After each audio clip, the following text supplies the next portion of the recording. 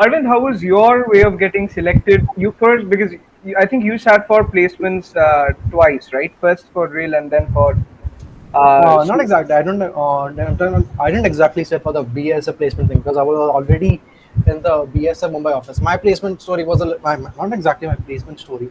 Technically, it was a BSF internship. yeah. So, So yeah, so tell us about that story. How did you yeah. get So selected? basically, like when I was looking up into the BSF career portals page, I saw a very fancy posting in Hong Kong, like a very fancy posting in Hong Kong, and the requirements clearly read, like must need a master's degree, must need an MBA or an MBA's degree. I was like, मेरे पास दोनों नहीं है, मैं फिर भी करेगा. And I did apply. I did apply. And obviously, 3 days later, Arvind, we have seen many other better candidates than you. And I was like, oh, surprising. So yeah, so then my dad was also telling, like that dad was just, dad heard about this and he was telling this to his, friend in also Reliance as well. And he was like, oh, acha. And then even uncle also laughed, I guess. I mean, I think he should have. It was quite embarrassing. So then he was like, okay, Arvind, तो एक काम कर सकता है क्या? Could you send out to your, Arvind, could you just take your mic a bit close to your mouth? yeah. So Yeah. basically, what had happened was, like after this embarrassing story of applying to a master's position and then getting surprisingly rejected. I don't know how.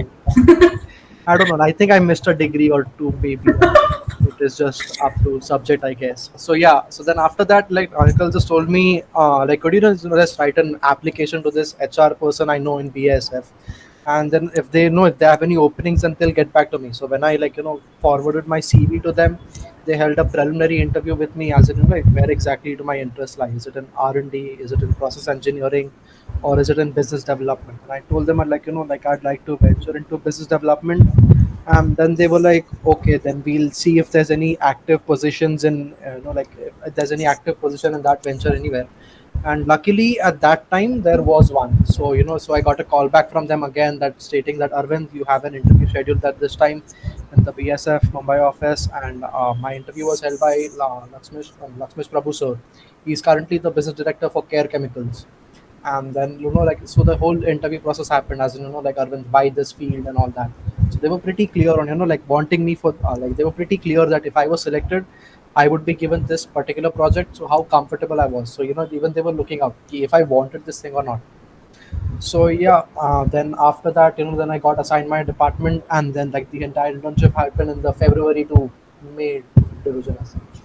So, in that interview, like what happened? Tell us a bit about that interview. So yeah, the first thing that so first thing that when I logged in, the first thing they asked me was to introduce myself and to run my CV by them, because at that time I think I accidentally sent them a 2-page CV. I think so. I think it was one of my older 2-page CVs which I now deleted and made into 1-page CV. So there was when they saw it, so the first thing they asked me was to run by their CV, as in what was my work in ESOM, what exactly did I do during my the Coursera courses, what was exactly happening, and what exactly did I do in my Reliance internships. Yeah. So basically, as in asking me what exactly did I do in my internships, and then when I told them about like the Reliance internship and the paint industry, so even they were curious. And then when I saw then I was saying that even they knew a lot about the paint sector, because even I think Sour has also worked in the coating division as well. So yeah, so even he was something curious in that regard, as in what exactly did I do. And then on that, they were questioning me on what exactly did I do and what exactly did I not do during the internship. So yeah, so What exactly you did not do? as in what exactly was the point missing for my project, because it was a 1-month project into the paint industry for a product line. So obviously I think that I by again, so definitely when sir told me that these were things are missing out, I was like, they were. So he was not surprising. They were missing, and I was like, why did I miss out on them? I was like, good story. So yeah, I mean, so obviously then I knew that these people definitely knew a lot even before the paint industry was even before my project was made. So yeah, so definitely one thing that they were looking out for, what exactly was my approach to the market research thing, because even this project that they gave me was based on primary market research itself. So this was something that they could judge me on.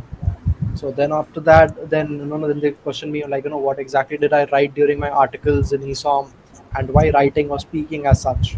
So then after that, I think it was a smooth process, because after that interview, then I got my call that yeah, this project is available and they're selecting you for it.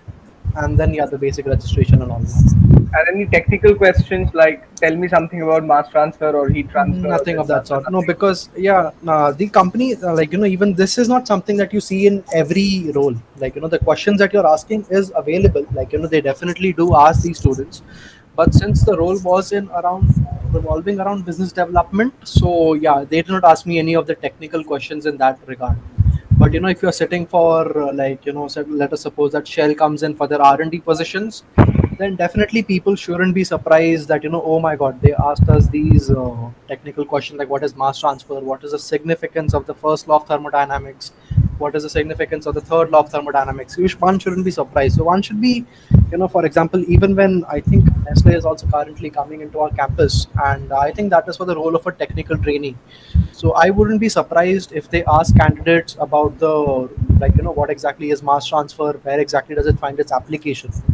So I think this is something that people do miss out on or do sleep on. Like okay, you know what, I'll just brief up my HR rounds, I'll then I can easily sail through my technical rounds. But this is not something that happens for every candidate. Okay, so again, in my case, again, your technical questions did not show up, but I'm pretty sure if I had applied for a technical role, then this was something that they would have definitely asked. Sure, sure. Now, since I mean, thank you firstly for sharing all those information. I mean, I'm, I think most of the people don't know how the hiring process of BSF goes. At least I did not know about it. It's really cool how BSF hires people. So yeah, Yeah, it's basically Well, we're again, not exactly sure if we should be telling you all this, but okay. I don't think we did say anything like super yeah. confidential or I anything, don't think that's but anything yeah. that is But the against the basic company. idea was here that when these companies come, companies like Reliance or companies like BASF, they make their intention very clear on which role they're hiring for. Okay. So so if if BASF is coming for a production engineering role, one should always brush up on their concepts of chemical engineering, because this is something that they will definitely ask. Since Soumya's role was more with regards to business development and supply chain management, so obviously the first thing that they will ask is questions that are geared towards teamwork. So the idea of working around a crisis in a boat is also something similar to working around a crisis in a warehouse. Like there is shortage of products, so there is like too much inventory. This is something that people have to innovate or work around it on their own, like real life time. So this is definitely BASF or any other company will obviously hold recruitments around the same in this regard, because And even I've heard like a lot of placement stories in IITs as well. So when technical companies come for consultancy roles in the chemical engineering roles, so the first thing that they would do is recreate an industrial problem to them and tell them to solve that, similar to a HR, similar to a management problem like they gave to Soumya.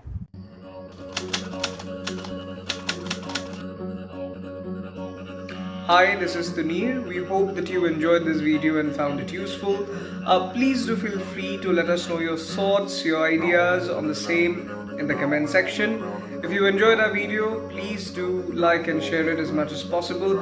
And of course, please do subscribe to Oilgasm. Thank you.